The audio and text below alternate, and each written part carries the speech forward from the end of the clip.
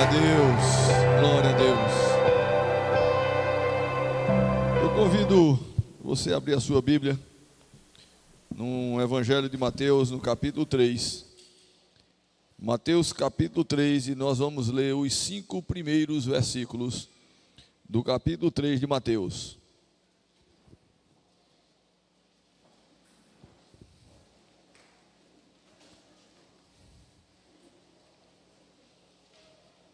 A versão que eu vou ler é a nova versão internacional, a NVI, e você pode acompanhar independente da versão que você tenha.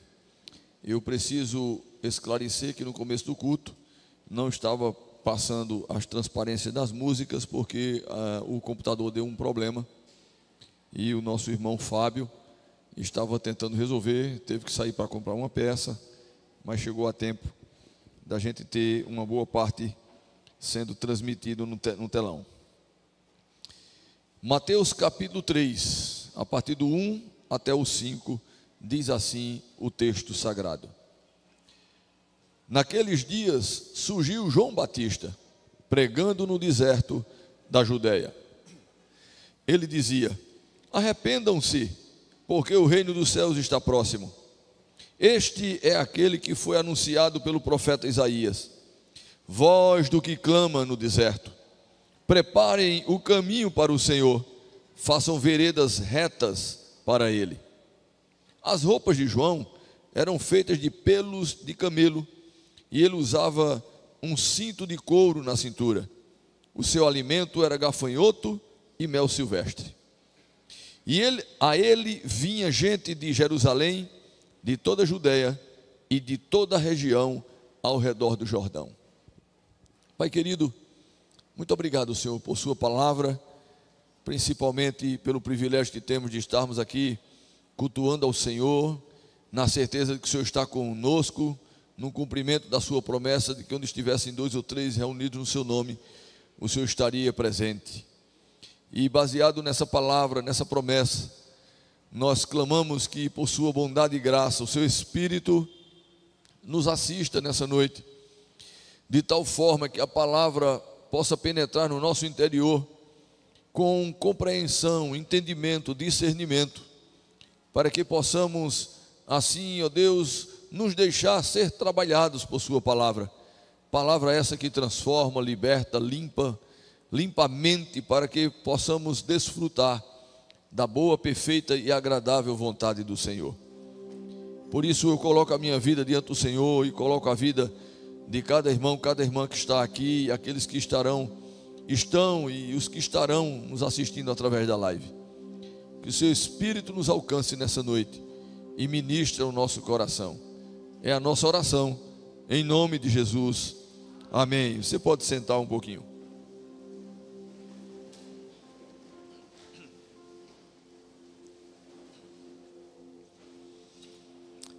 Está aí o texto que nós lemos, vai falar de um dos 2 Joãos mais famosos da Bíblia, né? João Batista, que é esse texto que nós acabamos de ler, e vai trazer uma narrativa exatamente de João Batista, quando iniciou o seu ministério, e João, o apóstolo, também evangelista, também profeta. Apóstolo porque foi um dos 12. Evangelista porque escreveu um dos evangelhos. Profeta porque teve a revelação, recebeu a revelação, a última revelação das escrituras, o Apocalipse. E além de profeta, além de ter andado com Jesus, também foi um dos que implantou a igreja, escrevendo cartas para a igreja, orientando a igreja no seu nascedouro. Mas aqui nós temos um João, e parece que eu gosto muito do evangelho de João. Eu estava esse dia pensando como os Joãos, né, fazem parte da minha caminhada com Beth Shalom. A igreja Beth Shalom começou numa reunião na casa do irmão João, né, irmão Joãozinho, irmão João da irmã Efigênia. Passamos 9 a 10 anos na Avenida João de Barros, e João Soares de Lira, e nos mudamos para a Avenida João de Barros. E aí eu quero nessa noite falar sobre esse João o Batista. É interessante que o seu ministério começou por volta dos anos 28, 29 depois de Cristo, no reinado de Tibério César. Foi quando ele começou então as suas ministrações. João, ele pregava no deserto, como diz o próprio texto. Naqueles dias surgiu João Batista, pregando no deserto da Judéia. Judéia é uma região de Israel, é como se fosse um estado, não é? Aqui como nós temos no Brasil, Pernambuco, Ceará, Paraíba. Então a região da Judéia, lá ele não chama o estado da Judéia, porque eles chamam o próprio país como estado de Israel. Até porque é tão pequeno que dizem que é mais ou menos do tamanho de Sergipe, se não for um pouquinho menor. E aí aquelas regiões, uma delas era a Judéia, e nessa região da Judéia havia um deserto, e João pregava nesse deserto, um pouquinho fora dos povoados, das pequenas cidades. Ele foi aquele homem que tem a história da sua cabeça, foi decapitado, ainda durante o ministério terreno de Cristo, e teve a sua cabeça colocada na bandeja, porque João, como um defensor dos projetos de Deus e da palavra de Deus, enviado para, como diz o próprio texto, com uma mensagem para, organizar o caminho para que Jesus pudesse então vir ministrar a palavra do reino. Ele denunciou Herodíades, uma mulher que começou agora a ter uma vida de adultério com Herodes, aquele homem de autoridade romana naquela região lá de Israel. Ela era casada com o irmão de Herodes, mas abandonou o irmão para viver com o seu cunhado Herodes. E aí João denunciava essa atitude contrária às Escrituras. Em um determinado momento de uma celebração, Herodes, encantado com a sua como é que se dá o nome? De enteada. Oi? Não é? A filha daquela mulher com quem ele vivia, Salomé. Ele, encantado com ela e a sua dança, ele promete a ela responder qualquer pedido que ela fizesse.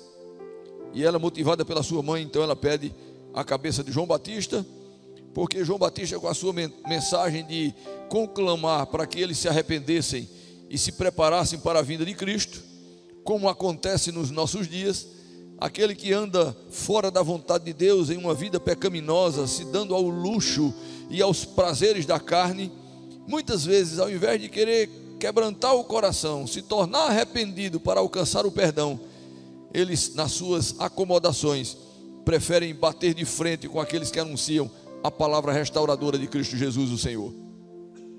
Não é diferente. Nós, seres humanos, somos os mesmos, desde a queda de Adão até o último dia da existência do homem sobre a terra. Nós continuaremos sendo os mesmos, pecadores que muitas vezes não querem se render à voz do Espírito de Deus. Então, é esse João. Mas é interessante que eu quero trazer, depois de lembrar você um pouco da história de João, o Batista. Nesse texto que nós acabamos de ler, tem duas coisas que eu quero compartilhar com você: o estilo de João Batista e a pregação de João Batista. Veja o que diz aí: naqueles dias surgiu João Batista, pregando no deserto da Judéia. Aqui nós temos o relato do estilo de João, e Jesus vai dizer lá na frente que nunca houve profeta tão grande quanto João Batista. Porque é interessante, João Batista se assemelha a um profeta do Velho Testamento que não operou nenhum milagre, que não fez grandes prodígios, mas que foi obediente ao Senhor. João Batista, irmãos, você não vai ver ele curando leprosos, você não vai ver ele, fazendo ressuscitar mortos, você não vai ver ele expulsando demônios, mas ele foi fiel àquela palavra que lhe foi entregue como mensageiro de Deus. Então eu quero começar pensando com você sobre o estilo de João. Primeiro, o local de sua pregação. Onde era que ele pregava? No deserto da Judeia. Sabe, para um profeta não era comum isso. O profeta, ele deveria pregar nas cidades, no templo, nas sinagogas. Ele deveria pregar no meio dos sacerdotes, quando lhe fosse dada a oportunidade. Porque deserto é lugar de morte, de sequidão. Mas é interessante que João Batista, ele vem em obediência ao Senhor, contrariando a religiosidade daquela época. É tanto que os líderes, os sacerdotes, esperavam que aquele profeta que antecederia, porque já tinha sido dito por Isaías, que antes de Cristo ele levantaria a voz do que clama no deserto. Por isso que ele cita o texto de Isaías, não é? Lembrando que aquela profecia estava se cumprindo na sua pessoa, no seu ministério. E é interessante que para aqueles líderes religiosos, e não é o fato de serem líderes religiosos, é porque além disso eles tinham uma religiosidade que ofuscava a visão correta das coisas de Deus. Uma prova disso foi a rejeição ao próprio Messias, ao próprio Salvador. João vai dizer isso, não João agora o Batista, mas João o apóstolo. Veio para o que eram os seus, mas os seus não receberam. Então, eles esperavam que esse profeta que antecederia o Messias se levantasse do meio, do clero. De repente se levanta a profecia ou profeta dos últimos dias, antes da volta de Cristo para o arrebatamento. Quem sabe são aqueles das grandes igrejas, são os famosos do YouTuber ou das grandes redes sociais. Talvez fosse naquela época, era assim que eles esperavam um João Batista. E João Batista não sai do meio daquela parentela. É o primo de Jesus que vai anunciar no deserto. Deserto não tem gente, irmãos. Deserto não tem multidões. Ia para lá quem queria ouvir a sua mensagem. Só se aproximava de João quem desejava ouvir a sã doutrina. Nem sempre o símbolo de muita gente significa obediência. Tem um ditado popular que diz que a voz do povo é a voz de Deus. Isso é uma coisa enganosa, porque quando eu olho nas escrituras, todas as vezes que o povo se reuniu para decidir uma coisa, sempre decidiu contrária à vontade de Deus. Lembram quando o povo tinha o Senhor como o Deus da nação, o rei da nação, um governo teocrático, e o povo diz: não, a gente quer ser igual às outras nações, o nosso rei a gente não vê. Ele fala através dos sacerdotes, dos profetas. A gente quer um rei que a gente veja ele. E pede um rei físico, um rei humano. João Batista foi esse homem que foi chamado, irmãos, para uma tarefa difícil. E ele tinha o seu estilo, um estilo de obediência. As roupas de João, versículo 4, a primeira parte do versículo 4, as roupas de João eram feitas de pelos de camelo e ele usava um cinto de couro na cintura. Isso não eram as roupas sacerdotais, porque até aquele momento os profetas do Velho Testamento, eles usavam um tipo de roupa específica que as pessoas identificavam. Você vai ver isso, por exemplo, em passagens bíblicas do Velho Testamento. Quando um profeta estava se aproximando da cidade, você tem narrativas que o povo dizia: olha, ali vem o profeta Elias. Olha, o profeta Elias está chegando. Não era porque eles tinham um binóculo para olhar de longe, mas o tipo de vestimenta denotava: João sai do padrão. Eu não estou dizendo aqui que para ser crente a gente tem que andar desarrumado. Eu até comentei hoje de manhã que eu gosto de andar do meu jeito. Eu gosto de andar roupa esporte. Eu sou um pastor meio fora do padrão. Eu gosto de andar de moto. Eu gosto de ir para alto mar e fazer minhas trelas lá dentro. Eu gosto de muita coisa. Mas nada que seja indecente, nada que seja pecaminoso, nada que seja escandaloso. Isso aí é uma outra coisa, isso não é estilo de vida. Você pode ser simples, você pode ser requintado, ou seja, o evangelho é para nos trazer liberdade, mas uma liberdade com pureza, com sentido, com obediência, com submissão.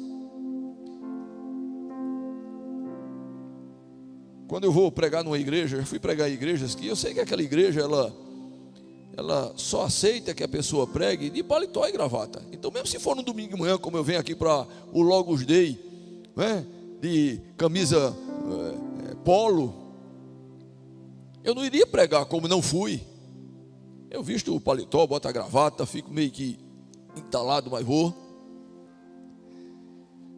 Mas não é isso que está em jogo aqui com João. Aqui João está chamando a atenção aqueles sacerdotes, porque eram homens que deveriam ser fiéis ao Senhor e à sua palavra. Eram homens que deviam ter um compromisso com Deus, mas eram homens ensimesmados, cheios de empáfia, homens que se depararam com o próprio verbo que se fez carne, com o Deus que se fez homem, com o Salvador do mundo, e confrontaram ele, sem respeito. Uma das coisas para mim que denota a falta de compreensão, de espiritualidade, da verdadeira espiritualidade, e mostra a carnalidade daqueles sacerdotes, daqueles homens que deveriam ser, o que são os pastores de hoje, que deveriam ser líderes, tementes a Deus, obedientes à palavra, sensíveis ao Espírito Santo. Para mim, uma das coisas que deixa muito claro essa carnalidade, essa falta de espiritualidade, é quando eles chegam dentro de Jesus e, acusam Jesus de estar expulsando demônios em nome de outro demônio. Que coisa horrível, irmãos. E Jesus ensina a eles com a sua humildade, com o seu amor, porque Jesus é Deus. Ele poderia ter, feito assim, o raio fulminaria aquele sacerdote, mas o amor de Deus, irmãos, era tão grande, como tem sido grande na minha vida e na sua vida, tolerando os nossos erros, as nossas falhas, as nossas, indiferenças para com Ele mesmo. E o Senhor, que poderia ter, acabado com aqueles sacerdotes, não precisava nem cair um raio do céu, bastava o Senhor tirar deles a vida, eles teriam um infarto fulminante, morrido. O povo não ia saber nem porquê. Mas Jesus, que é amor, Ele até ensina aquele povo: não, meus filhos, um reino não pode estar dividido entre si. Ou seja, eu não sou essa pessoa que vocês estão dizendo, e nem expulso demônios em nome de outro demônio. Eu sou o rei. O meu reino é que está acima desse outro reino inferior. Então, aquelas roupas de João estavam quebrando aquela religiosidade, porque quem faz o sacerdote não é a roupa, quem faz o sacerdote não é a igreja, quem faz o sacerdote não é a quantidade de membros, quem faz o crente não é a igreja que você faz parte, quem faz o crente não é o pastor que você tem, quem faz o crente é você e o seu compromisso com Deus, a sua entrega, a sua submissão. Quem faz o pastor é a minha entrega com Deus, a minha obediência e a minha submissão. De vez em quando eu escuto as pessoas dizendo: eu sou da igreja Beth Shalom. Não, acabem com isso. Você faz parte da igreja Beth Shalom, porque nós somos da igreja de Cristo. Paulo diz: olha, eu escrevo a igreja de Coríntios, a igreja que está em Coríntios, ele diz, a igreja de Cristo que está em tal lugar, porque a igreja de Cristo é muito mais do que uma placa denominacional. Não estou aqui desvalorizando. Cada soldado, ele tem que ser fiel ao seu quartel. Cada soldado, ele tem que lutar em prol do seu quartel. Mas aquele quartel é um regimento de um exército maior que toma conta do país. Eu lembro que quando eu estava para completar 18 anos, e faz tempo esse negócio, eu estava para servir o tiro de guerra. E naquela época o tiro de guerra era algo mais impositor, a gente não tinha a escolha de não servir. Se bem que quando eu fui servir, já foi um dos primeiros anos que já tinha um número de pessoas maior do que a capacidade, então eles já dispensavam alguns. Mas até poucos anos antes da minha época, era obrigatório e não escapava ninguém. E eu lembro que quando as pessoas iam servir aqui no tiro de guerra de Caruaru, eu estudava lá no Padre Zacarias Tavares na época, e eu ia de bicicleta às vezes fazer educação física mais cedo, e eu passava lá, só para ficar assistindo as butadas que os sargentos davam nos soldados.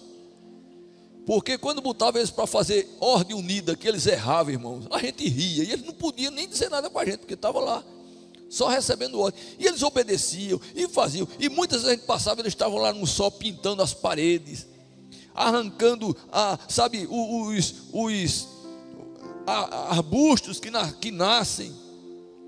Ou seja, eles estavam lá servindo, cuidando, já que a gente não tem guerra, graças a Deus que a gente é um país que não tem guerra. Pelo menos guerra com outros países, tem guerras internas, né? Mas com outros países não. Então, eu valorizo a igreja local, eu sei da importância da igreja local, mas muito mais do que uma igreja local, nós fazemos parte da igreja de Cristo. Então, quando alguém perguntar de onde você é, você diga, eu sou da igreja de Cristo, agora eu congrego, faço parte da igreja local, Bet Shalom, amém? Por quê, irmãos? Porque nós temos que quebrar. Tem pessoas que a gente, quando você é de onde? Sou de tal igreja, parece que até que, não é nem de Cristo. Aquelas roupas de João Batista estavam quebrando essa religiosidade. Religiosidade não leva ninguém para o céu, irmãos, danifica a nossa fé. O que nos leva para o céu é uma vida, pautada numa fé segundo as Escrituras, na sã doutrina, de coração quebrantado e arrependido, no qual o Senhor não despreza ninguém. E o alimento de João? Versículo 4, parte B. O seu alimento era gafanhoto e mel silvestre. Aqui é uma denotação de uma postura de sinceridade, simplicidade, verdade. João, ele não estava preocupado em ser o último profeta e o profeta mais importante, porque os outros haviam profetizado que um dia o Messias viria. Ele agora tinha a responsabilidade de dizer, ei, não é um dia ele veio não, ele chegou, é agora. Olha que responsabilidade. Enquanto os outros anunciavam uma promessa, ele estava anunciando o cumprimento da promessa. Então João tinha uma responsabilidade de muita importância, de muito valor. Ele poderia ter subido num pedestal e dizer, eu sou o cara. Mas ele tinha um coração humilde. Porque no reino de Deus, irmãos, Jesus nos ensinou isso.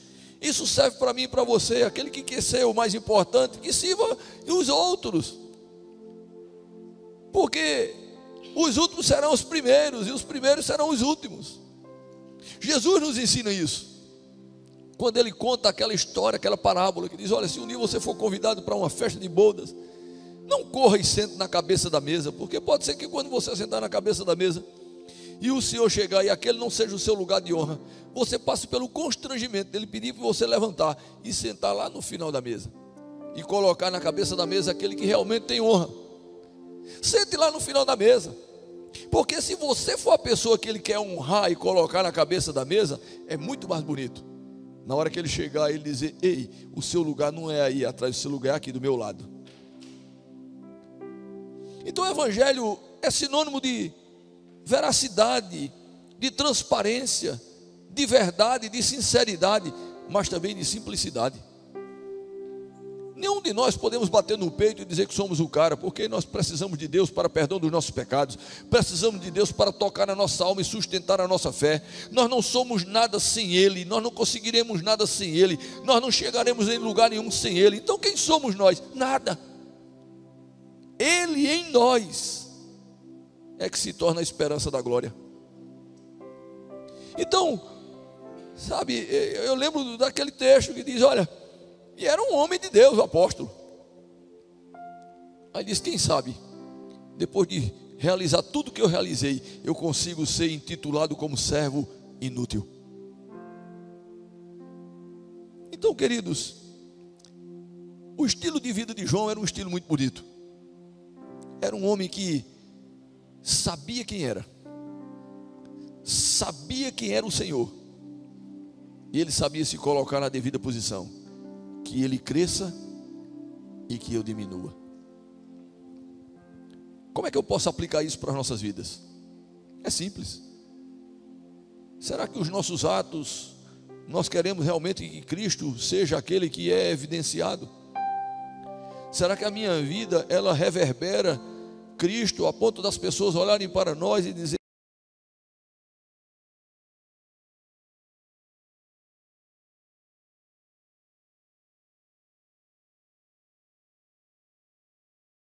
de Deus, de Jesus, de uma forma diferente, porque a vida deles, sabe, nos atrai. O texto diz que as pessoas saíam da cidade, irmãos, para ir ouvir João Batista no deserto. Você está pensando que você não tem noção? Você acha que aqui é quente? Vai para Israel na época do calor. Vai para o deserto na época do calor. Eu lembro que quando a gente fez aquele percurso,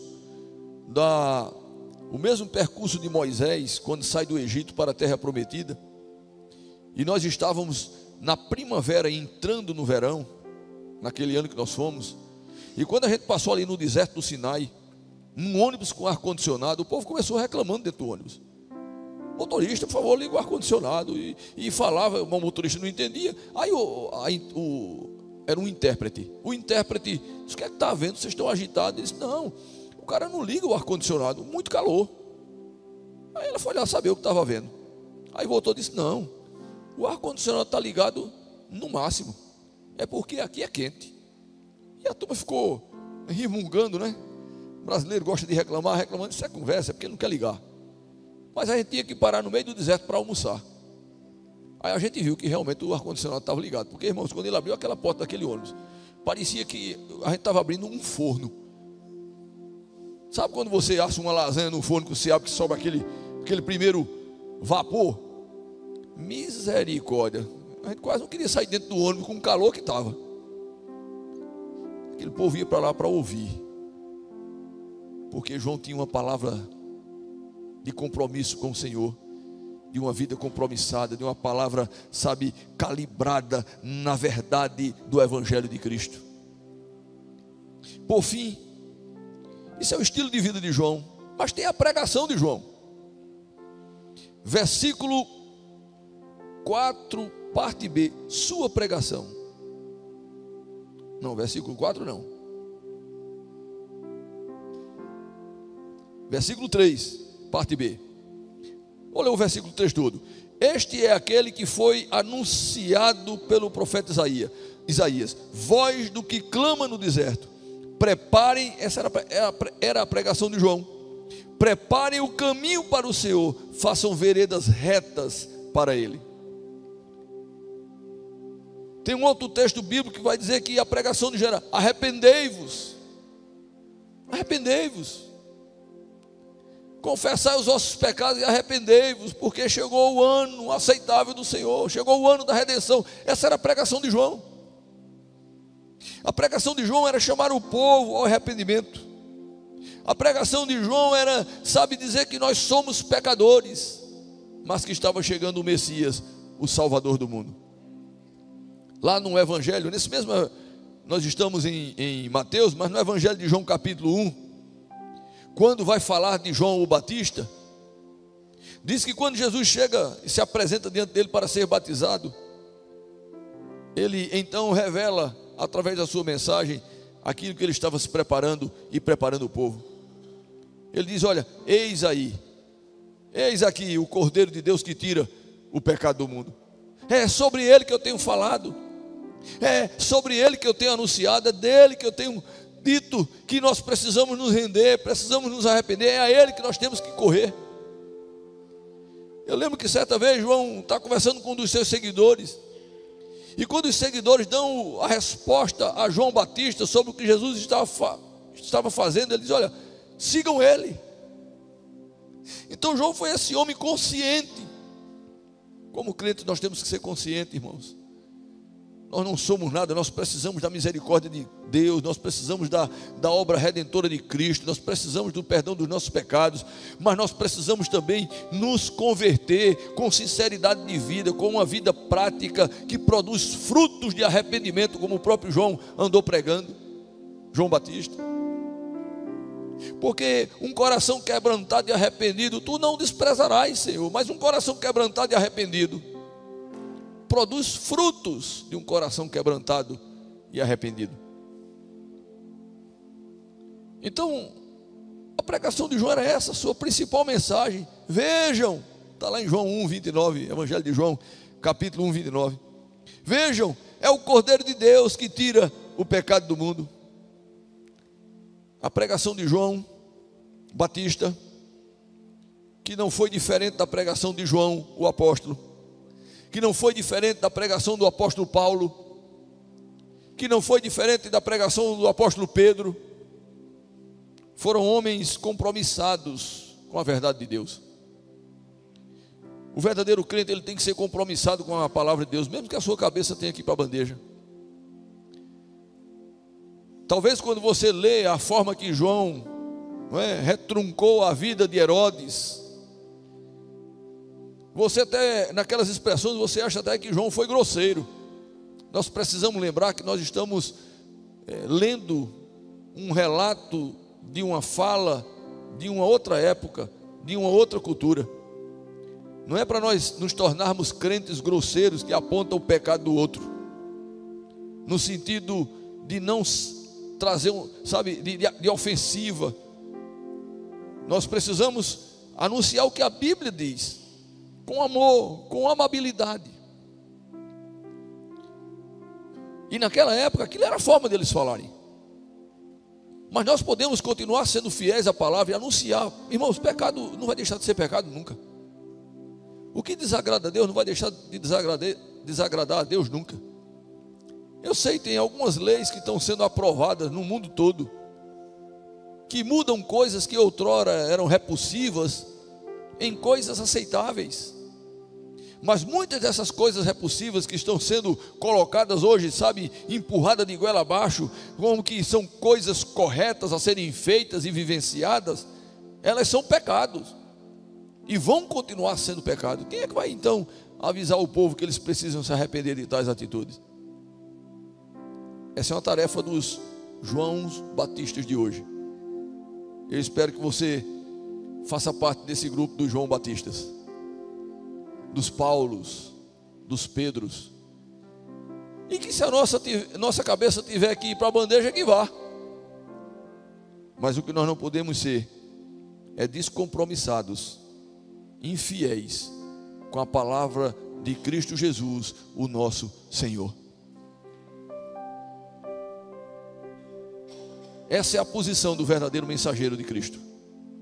Por isso, lá na frente, quando alguém vai falar sobre João, ele diz: olha, vocês pensavam que vocês estavam indo para o deserto ver simplesmente, como um caniço que o vento mexe? Não. Vocês pensam que vocês estavam ouvindo simplesmente um homem falar? Não. Ali estava um profeta, um mensageiro, a boca de Deus. Que eu e você possamos ouvir isso do Senhor. Claro, a gente não precisa ir para o deserto. O nosso deserto é no meio da multidão. O nosso deserto está dentro dos confortos dos ar-condicionados. Porque o nosso deserto, que foi trocado pela terra árida e pelas serpentes, agora são os inimigos do Evangelho, aqueles que querem continuar numa vida pecaminosa e não serem confrontados. São aqueles que manipulam as leis e querem abafar a nossa voz. Esse é o lugar da nossa morte. Deserto é lugar de sequidão, é lugar de dificuldade. Essa é a nossa dificuldade. Mas você pode se levantar como um mensageiro de Deus, porque se tem uma coisa que vale a pena, irmãos, o melhor elogio que existe, são alguns elogios que tem na Bíblia. Davi, Deus olhar, isso aí é um homem segundo meu coração. Aí Jesus olha para João Batista e diz: não existiu profeta igual a João Batista. Imagine o Senhor olhar para você e dizer: não existia em Caruaru um crente igual ao meu filho. Naquela geração corrupta, ele se levantou como um homem, como uma mulher compromissada comigo e com a minha palavra. Sinceramente, isso é melhor do que qualquer prêmio Nobel da paz. Isso é melhor do que qualquer tesouro, de qualquer... O que é que anda correndo por aí?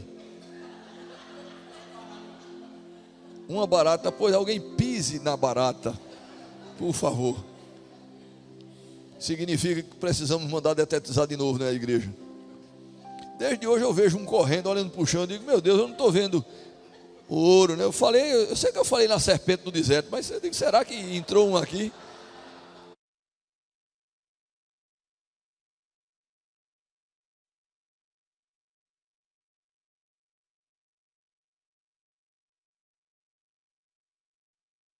Encerrando a palavra desta noite, que eu espero que de alguma forma eu tenha contribuído com você. Tem uma coisa que vale a pena. Eu já disse ao meu Senhor em algumas vezes em oração, já testemunhei aqui o desejo do meu coração. Eu tenho tido uma vida de muita gratidão a Deus. Esses dias a minha filha disse, pai, qual é o desejo do seu coração? Se eu ganhar de aniversário? Eu disse, nada. Nada, pai. Eu acho que foi assim, não foi, filha? Mais ou menos assim. Eu disse, filha, veja, todos os meus desejos o Senhor atendeu. Tudo que eu preciso o Senhor tem me dado. Isso de coisas humanas, de coisas, sabe, do dia a dia. Não sou rico, mas sou feliz. Não sou rico, mas o Senhor tem suprido todas as minhas necessidades. Não sou cheio de saúde, mas também não preciso de um internamento, não preciso de um medicamento. Se alguém vier me dar o rejeito, porque Deus tem me sustentado. É o paciente teimoso, né, irmã Jussiara? Mas Deus tem cuidado de mim, irmãos. Só tem uma coisa que o meu coração anela. Se eu um dia ouvir dos lábios do meu Senhor alguma palavra de que eu alegrei o seu coração, aí eu vou poder olhar para trás e dizer, valeu a pena viver. Eu sei que tem muitas coisas que nós fazemos um com os outros. Tem muitas coisas que vocês fazem que me agradam. Tem muitas coisas que vocês fazem que alegram o meu coração. Eu sou grato por isso. Eu acredito que tem algumas coisas também que eu faço que alegram o coração de vocês, que satisfazem o coração de vocês. Isso é muito bom, mas nada se compara com ouvirmos da voz do Senhor um elogio de que nós somos fiel em alguma coisa, de que nós alegramos o seu coração em um ato, de que tivemos um testemunho que ele vibra. Sabe, irmãos, eu tenho para mim, aí deixe-me encerrar com os meus achômetros. Agora vos falo eu. Sabe como é que eu vejo Deus? Eu não vejo Deus aquela pessoa carrancuda, como alguns dizem, atrás da porta querendo pegar o outro. Não, eu vejo o Senhor, sabe, querendo que a gente tenha uma vida de leveza, mas de sinceridade, de santidade, de tranquilidade, de confiança nele. Mas eu também vejo um Senhor que quando a gente faz alguma coisa que glorifica o seu nome, eu acho que lá do trono ele vibra. Eu tenho para mim que quando um crente, sabe, dá um bom testemunho que faz a diferença, que move corações, que transforma ambientes, eu acho que ele faz, é isso aí. Porque o meu Deus é vivo e ele tem sentimentos. Por isso que eu tenho sentimentos. Por isso que você tem sentimentos. É bem verdade que eu falei hoje de manhã que os meus estão meio abalados, mas não foi porque Deus colocou abalado dentro de mim. Tudo que você tem é uma centelha daquilo que veio de Deus. Tudo que é bom que você tem é uma centelha que veio de Deus. E tudo de ruim que nós temos, ou fomos nós que adquirimos, ou é uma centelha do pecado que habita em nós. Porque Deus só tem coisas boas para os seus filhos. Então, é assim que eu compreendo Deus. É assim que eu acredito, é assim que eu vivo. E esse é o meu grande desejo, espero que seja o seu também. De nós podermos um dia chegar diante do Senhor e Ele dizer para mim e dizer para você algo que eu aprendi no começo da minha caminhada. E é um princípio que eu levo para quase todas as coisas. Meu filho, se você for fiel sobre o pouco, sobre o muito, eu lhe colocarei. Que seja assim na sua vida, em nome de Jesus. Pai querido, muito obrigado, Senhor, por esta noite, pelo privilégio de poder anunciar a sua palavra, a sua grandeza, porque não há nenhum outro, Senhor, grandioso, poderoso, majestoso, a não ser o Senhor. Ao Senhor seja tributada a honra, a glória, o louvor e a exaltação por todo sempre, Senhor. Muito obrigado pela nossa vida, por nossa existência, pela existência dessa igreja, de cada irmão, de cada irmã, e que a bênção do Senhor continue repousando sobre cada um deles, e que o seu Espírito continue ministrando aos nossos corações, a todos os corações, para que venhamos a cada dia nos tornar melhores, para a honra, glória e louvor do seu nome. Pois assim eu oro com gratidão, em nome de Jesus, amém, amém. Eu quero convidar você a abrir a sua Bíblia em 1 Coríntios capítulo 11, quero convidar os diáconos, presbíteros, o pessoal que vai cantar, para de uma vez só se movimentar e vir para cá, para nós passarmos para a última etapa do nosso culto, que é a Santa Ceia.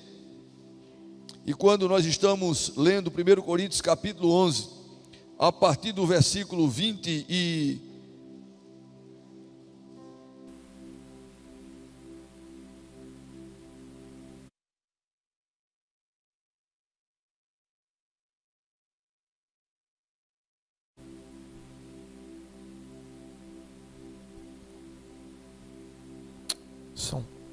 a partir do versículo 2. Voltou o meu? A partir do versículo 23 de 1 Coríntios capítulo 11.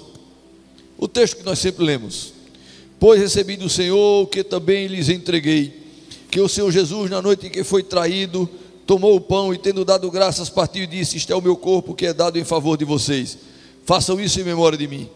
Da mesma forma, depois de cear, ele tomou o cálice e disse: este cálice é a nova aliança no meu sangue, façam isso sempre que o beberem em memória de mim. Porque sempre que comerem deste pão e beberem deste cálice, vocês anunciam a morte do Senhor até que ele está voltando. Portanto, todo aquele que comer o pão ou beber o cálice do Senhor indignamente será culpado de pecar contra o corpo e o sangue do Senhor. Examine-se o homem a si mesmo, e então coma do pão e beba do cálice. Eu não vou me delongar, porque a Santa Ceia ela é muito simples para aqueles que precisam e querem participar. Primeiro, tem que ser um crente confesso, alguém que crê em Jesus, já entregou a vida a Jesus e confessa Jesus Cristo como Senhor da sua vida. Esses podem participar da Santa Ceia. E é bom que tenham passado e devem terem passado por águas batismais em uma igreja genuinamente evangélica, porque foram discipulados para saberem discernir o que é o ato de comer desse pão que continua sendo pão e beber desse suco de uva que continua sendo suco de uva. Não temos aqui a transubstanciação, porque a Bíblia não fala sobre isso. Mas quando comemos esse pão que é pão e esse suco de uva, quando bebemos que é suco de uva, espiritualmente ele tem valores, eles representam valores. Da mesma forma que aquele cordeiro que era imolado no Velho Testamento representava e cobria o pecado daquele povo, representava o verdadeiro cordeiro de Deus que haveria de morrer na cruz do Calvário. Quando nós comemos do pão e bebemos do cálice, nós também estamos comendo e bebendo elementos que representam o corpo de Cristo e o sangue de Cristo que purifica todo pecador. Então não é qualquer coisa o ato da Santa Ceia. Para isso você precisa estar em comunhão com Deus, com os seus irmãos e com a sua igreja local. Então faça a sua oração. Talvez você tenha alguma coisa que você precisa confessar ao Senhor.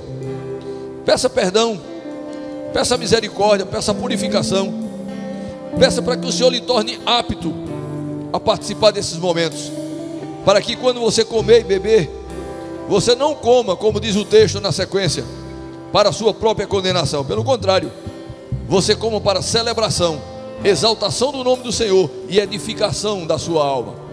Pai querido, nós nos colocamos diante do Senhor pedindo que o Senhor visite cada um dos corações que estão aqui, inclusive o meu. E como disse o salmista, se há algum caminho mau, Senhor,